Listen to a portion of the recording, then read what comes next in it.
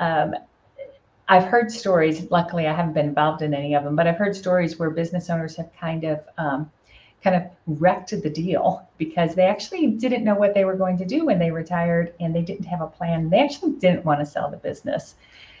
Rarely happens. Most of our owners are motivated to sell, but we need to make sure that there is a goal. And then we need to talk about their financial plan.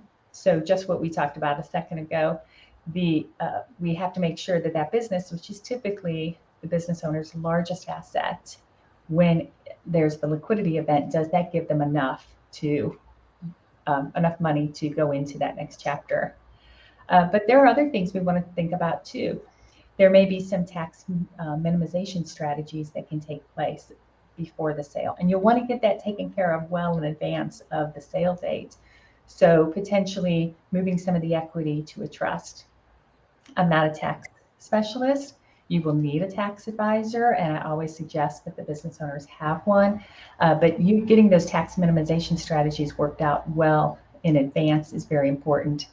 An owner should think about if they're feeling philanthropic, because there are a lot of opportunities. Again, it's a tax minimization strategy if you donate the equity to a charity in advance of the sale, then you won't have to be taxed on that capital gains. It'll just be, and you'll get the charitable deduction. So there are a lot of things that they should think about as far as their goals and what they want to accomplish. And again, it takes some time, so it's good to have that 3 to 5 year window to get these in place. And then it goes on to think about, do you have the right advisors around the table? So as a certified exit planning advisor, I usually make sure that all the seats are filled with the appropriate people. And sometimes the business owner already has some of those advisors.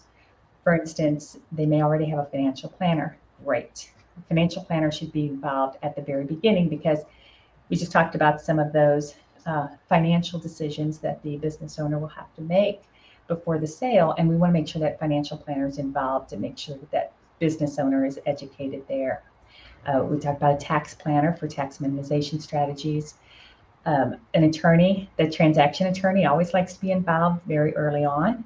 But the owner also might need an estate planner, because everything looks different once you turn that business into money, and kind of what you're going to do with it then.